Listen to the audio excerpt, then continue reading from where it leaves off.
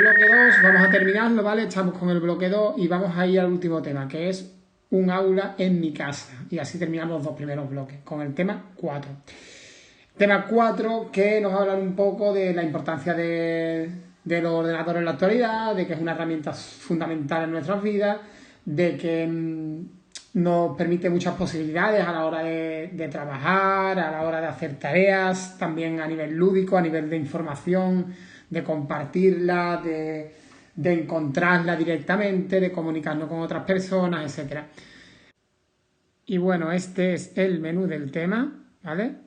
Y ahora hemos hablado un poquito, digamos, de la introducción, antes de meternos en el primer apartado.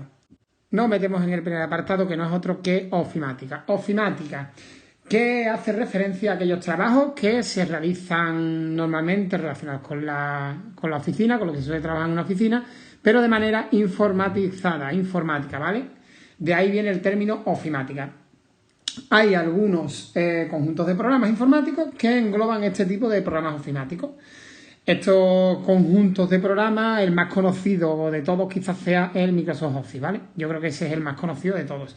Y dentro del Microsoft Office y de estos otros paquetes de programas vamos a encontrar aquellos programas que nos van a servir para hacer los trabajos propios de oficina, como comentaba antes.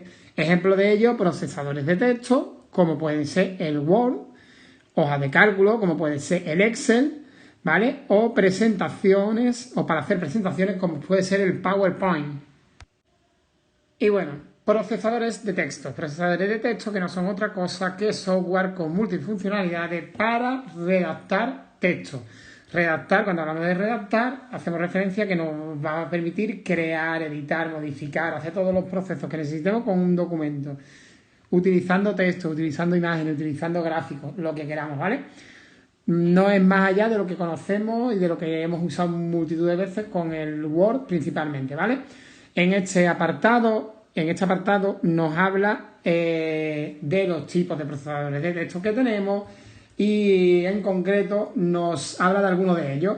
Nos habla del OpenOfficeWrite, que no es otro que un programa de software libre, es decir, gratuito, creado, hecho por los mismos de Microsoft Word, ¿vale? Pero tienen uno gratuito que es ese. Y aquí nos habla un poquito cómo nos lo podemos descargar y cómo lo podemos utilizar, ¿vale? No en una presentación que viene aquí.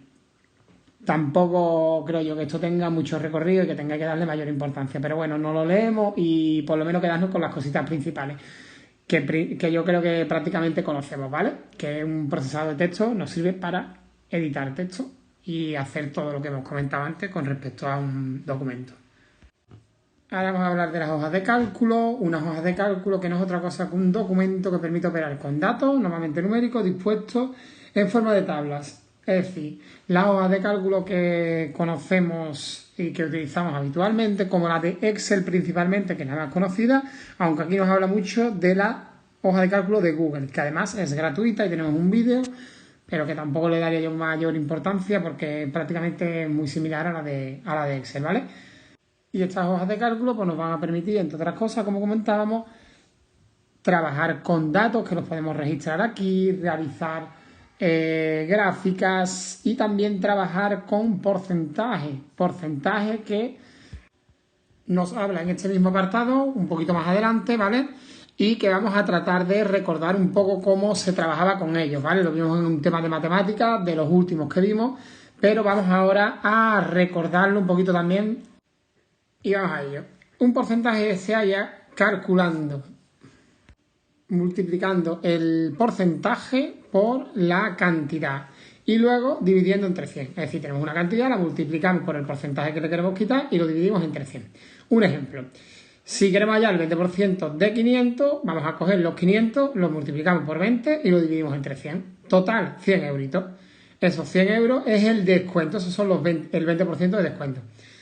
¿Qué queda después de aplicar descuento? Si queremos saber cuánto queda, pues sería restar a la cantidad inicial, a los 500 euros, los 100 de descuento. Y tenemos ya los 400 que me quedarían, ¿vale? Después de ese descuento. ¿Qué queremos hacer el cálculo más rápido? Hay una opción para hacer el cálculo muchísimo más rápido, que es la que debemos de aprender, ¿vale? ¿Qué se hace? Se multiplica la cantidad inicial por 1 menos el descuento. ¿Cómo se hace esto? Pues tenemos, lo primero, 1 menos el descuento sería 1 menos, si es el 20%, pues 20 dividido entre 100. 20 dividido entre 100, que es 0,2. Pues 1 menos 0,2 igual 0,8. Y ese 0,8 lo colocamos ahí. Y sería 500 por 0,8 y me da directamente los 400 euros.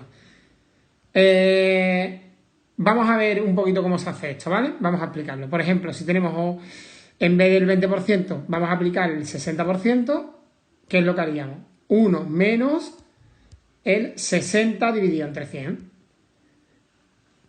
¿Cómo hallamos cuál es el número, el porcentaje que tenemos que quitar? Pues 60 entre 100, como está dividido entre la unidad seguido de 0, tendríamos que mover la coma del 60 dos veces hacia la izquierda.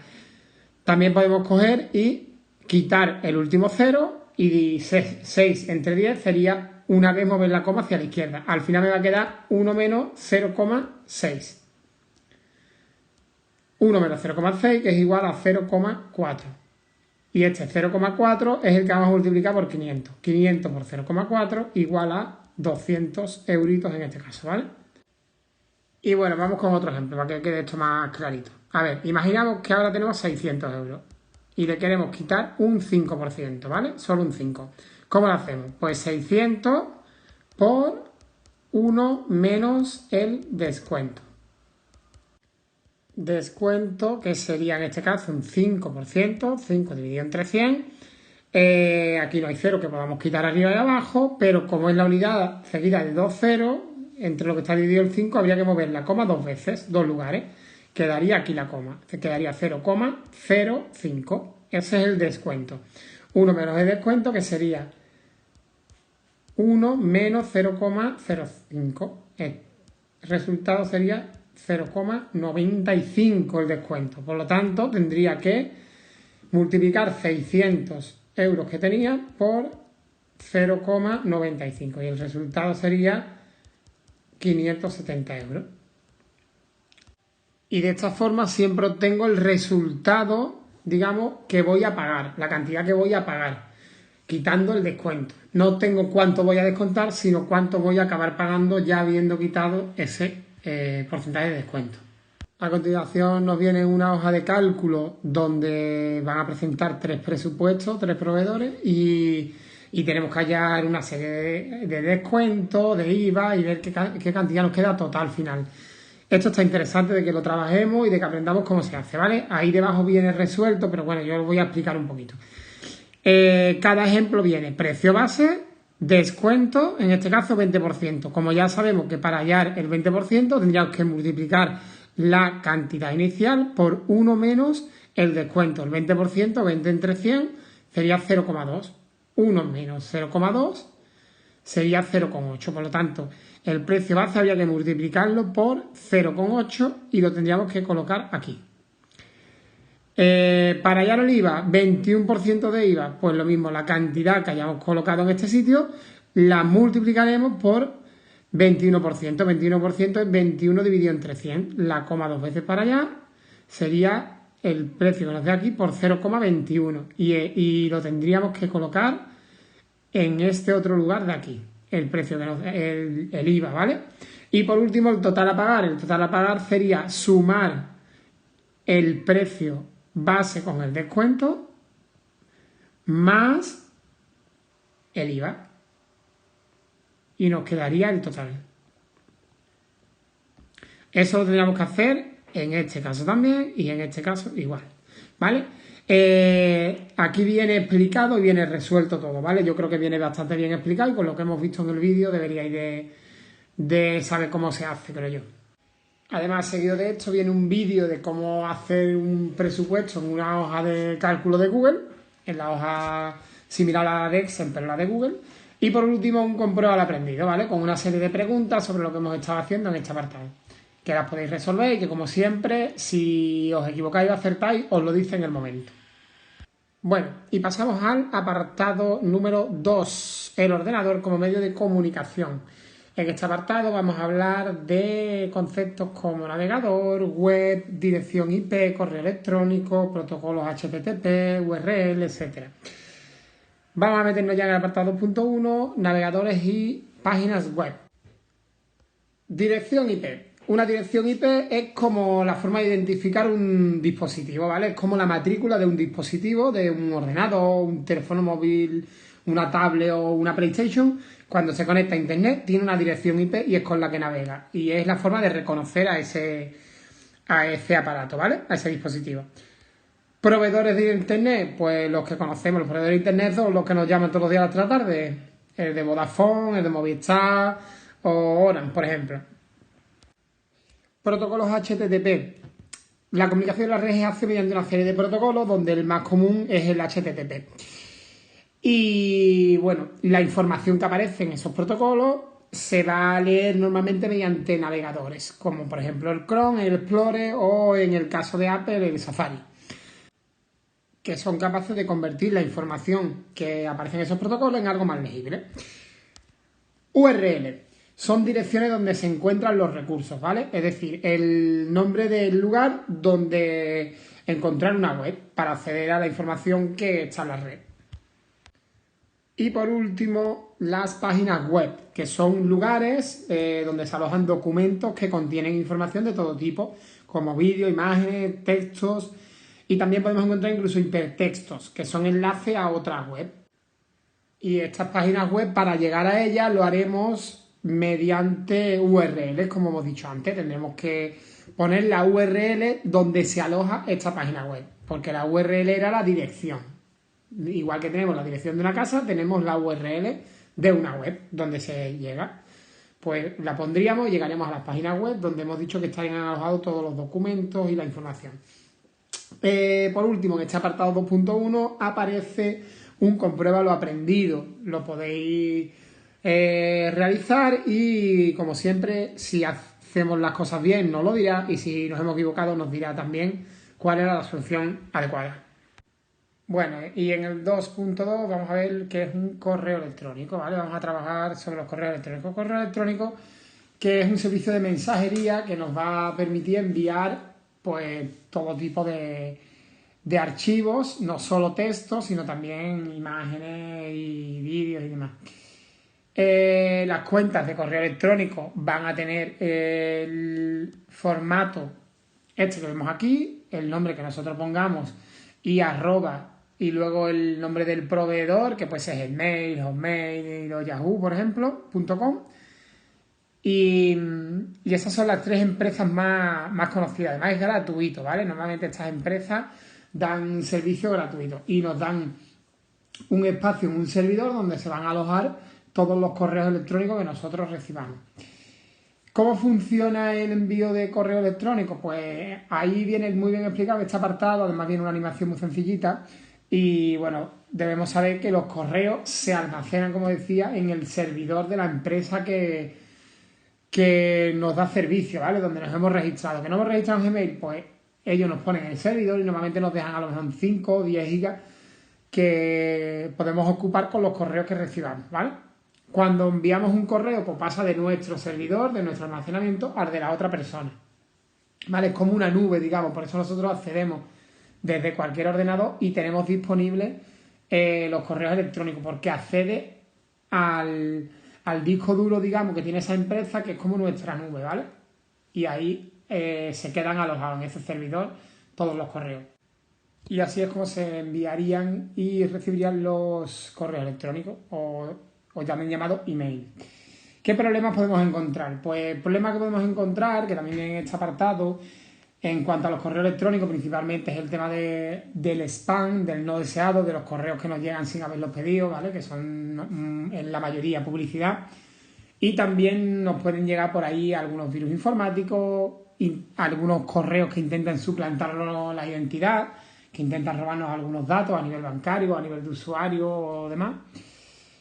Y bueno, también habla aquí de bulos, es decir, de fake, de noticias falsas o de algunos correos que intentan también que hagamos una cadena y enviarlo a todo el mundo, que lo único que provoca es que se nos sature el correo electrónico. Y bueno, con esto prácticamente daríamos por terminado este apartado. Número 3, repositorios, uso legal de software, ¿vale? En este apartado nos va a ir explicando un poco qué son unos repositorios que no es otra cosa, aunque lo veremos más en profundidad a lo largo del tema, que lugares donde van a ubicarse las imágenes, los vídeos, los audios, todos esos documentos y archivos que utilizamos y que accedemos en internet se encuentran en repositorios, ¿vale? Hay algunas veces que tienen buscadores, que vamos a verlo más en profundidad luego, y dentro de esos lugares podemos buscar diferentes vídeos, diferentes imágenes, audios y demás. Y hay otras veces que directamente son lugares donde se alojan los documentos y a lo mejor encontramos un link de descarga y nos manda ahí, ¿vale? Cuando queremos buscar una película para descargar o cualquier archivo que queremos descargar, hay veces que nos manda un link de descarga, pulsamos y nos lleva a un repositorio, digamos que es un almacén donde están, ¿vale? Y como vemos aquí, desde cada ordenador nos va a mandar a esos repositorios y accedemos y los encontramos ahí, ¿vale? También nos habla del uso legal de los software. ¿Qué ocurre? Todo lo que tenemos en internet obviamente no es libre y no es gratuito y no es propiedad de todo el que accede, sino que muchas veces tiene derechos de autor. Pero hay otras veces que son software libre. Software libre, el icono que hace referencia a software libre es este de aquí. Es decir, es como igual que el copyright, el símbolo es el mismo que el copyright, pero con la C invertida, ¿vale? Y se llama copyleft, es decir, libre de derechos de autor, sin derechos de autor. Pero luego veremos que dentro de esos copyleft, ¿vale? Libre de derechos de autor, vamos a tener diferentes formas, ¿vale? De ser libre. Hay algunas restricciones dentro de esa libertad. Luego lo veremos. Y bueno, vamos con el apartado de repositorio. Y bueno, como decíamos, un repositorio es un lugar donde se van a almacenar recursos digitales. Estos datos almacenados ahí, estos recursos digitales, se pueden acceder, pueden ser acceso público o estar protegidos. Es decir, como por ejemplo el caso de Seneca, de la plataforma que usamos los profesores, está protegida. Para entrar hay que tener las claves. O por ejemplo Netflix. Si tenemos Netflix, pues necesitamos tener las claves para poder acceder a los contenidos que hay ahí, ¿vale? En ese repositorio donde están guardados todos esos vídeos. A nivel educativo hay algunas plataformas, algunos repositorios de contenidos digitales. A nivel nacional, por ejemplo, tenemos Agrega2, ¿vale? Donde hay una cantidad inmensa de contenidos multimedia y recursos digitales educativos. Y a nivel andaluz, por ejemplo, tenemos la plataforma CREA, que es esta de aquí, que la conocemos y que la usamos nosotros, donde también hay muchísimos contenidos en este repositorio y donde nosotros encontramos todo lo que necesitamos para continuar con nuestro curso, ¿vale? Entonces son lugares, ¿vale? Los repositorios donde se encuentran todos los contenidos que queramos ubicar ahí, ¿vale? Como si fuera un cajón y metemos ahí todo lo que vamos a ir necesitando. Hay repositorios de imágenes, hay repositorios de vídeos, algunos más conocidos que otros.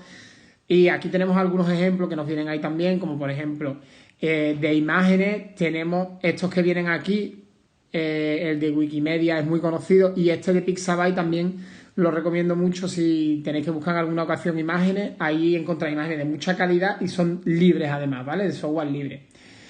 De vídeo, pues YouTube, que la conoce todo el mundo, también Pixabay otra vez y Mediva, esta es de contenidos también educativos, ¿vale? Esta es de la Junta de Andalucía también. Y Vimeo es parecido a YouTube. Y todas estas pues tienen en común que son repositorios que incluyen recursos digitales con contenidos digitales de manera libre, ¿vale? Son gratuitos y libres, se puede hacer libremente.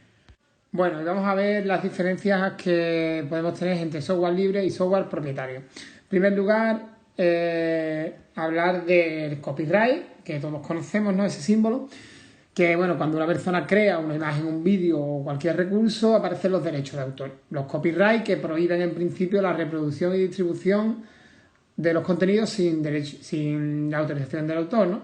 Ahora, estos software que tenemos en internet y que utilizamos todos, también están sujetos a los derechos de autor. ¿Qué ocurre? Que hay diferentes licencias que van a tener los software. Estas licencias pueden ser software propietario o privativo y software libre. Software propietario o privativo, que no significa que sea de pago, ¿vale? Sino lo que sí significa que está prohibida su redistribución o modificación. Dentro de esto están los freeware, que son programas gratuitos y que podemos hacer uso de ellos de forma ilimitada y sin ninguna limitación. Y por otro lado están los shareware, que estos son el típico programita que podemos usar pero con limitaciones y además normalmente por tiempo limitado. Y luego ya nos hacen pagar, ¿vale? Los típicos que nos dejan una prueba gratuita de un mes o de 15 días, o que nos lo dejan pero con unas limitaciones y si quieres tener la licencia tienes que pagar. Y por otro lado está el software libre. Software libre que se refiere a la libertad del usuario para ejecutar, copiar, distribuir, estudiar, cambiar, mejorar el software, lo que queramos, ¿vale? Podemos coger el software y modificarlo a nuestro antojo.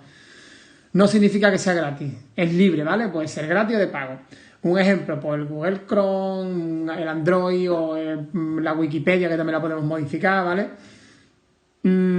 Y como digo, no hay que confundir libre con gratuito, puede ser gratis o de pago. Un poco más abajo en este apartado aparece un vídeo, ¿vale? Explicando la diferencia entre software propietario o privativo y software libre, ¿vale? Viene bastante bien y le podéis echar un vistacito. Además es un vídeo corto, ¿vale? No nos va a ocupar mucho tiempo. Dura 2 minutitos y medio, ¿vale? Y por último viene un comprueba el aprendido con 2 preguntas facilitas de verdadero o falso. Y vamos con las licencias de software libre. Dentro de la licencia de software libre podemos destacar las siguientes, porque hay diferentes tipos, ¿vale? Aquí os he hecho un cuadrito con las 4 que vamos a destacar. Vamos a empezar por la licencia GPL. Licencia GPL, que con esta licencia el desarrollador se va a conservar los derechos de autor, pero sí que va a permitir la libre distribución y la modificación. Eso sí, él la deja libre, la deja gratuita, ¿vale? Pero siempre y cuando en el caso de que el software que él ha dejado, si se modifica, el nuevo software se desarrolle con la obligatoriedad de tener la misma licencia. Es decir, ellos se quedan con la licencia, ¿vale? Digamos que salen beneficiadas las dos partes porque el usuario lo usa gratuitamente, pero el desarrollador, si hay alguna modificación, se queda con su licencia. ¿Vale? Es el primer copyleft que existió, digamos, de licencia libre. Licencias BSD, que son unas licencias muy permisivas, que casi no imponen condiciones a los usuarios que van a hacer uso del software y que permiten que incluso si hacemos otras versiones porque modifiquemos el software, podemos tener bajo otra licencia que nosotros creemos, tanto libre como propietaria. Da igual el tipo de licencia nueva. Licencia Apache, similar a la BSD, a la que hemos visto antes, y aquí tampoco exige que las obras derivadas de la versión original tengan que tener la misma licencia, ni siquiera que se distribuyan como software libre. Lo único que las personas a las que le llegue, que los receptores de estos software, sepan que es un código con licencia Apache, que ha tenido unas modificaciones sobre una original. Y por último vamos con la Creative Commons. Esta es muy usada. Esto lo vamos a encontrar mucho. Esta se basa en 4 condiciones, ¿vale? Que las va alternando y usando en función de las necesidades.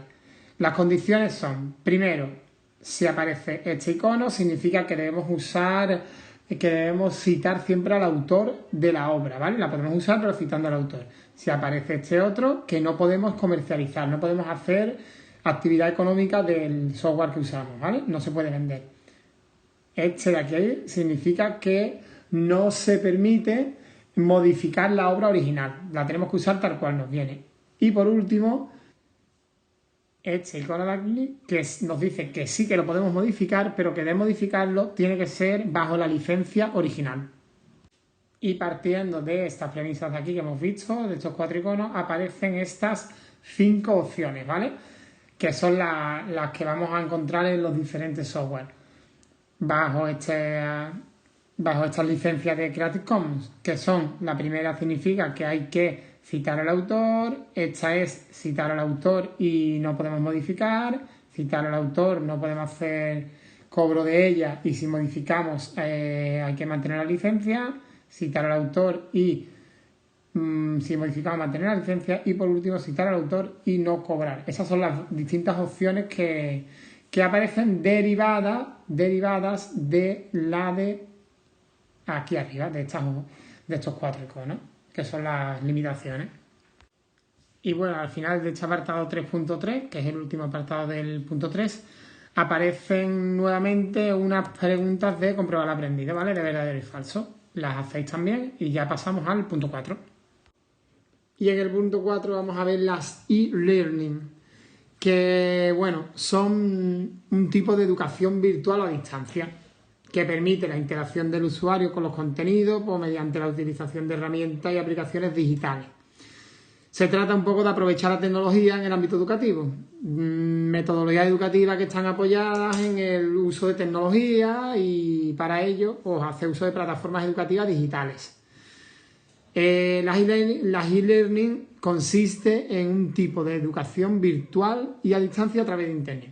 Se trata de aprender pues, utilizando las tecnologías educativas con plataformas educativas digitales, como por ejemplo Moodle, una plataforma donde se hacen cursos y se imparten, y por ejemplo la plataforma de educación a distancia y semipresencial de la Junta de Andalucía, que es la que utilizamos por ejemplo con la ESPA en el centro.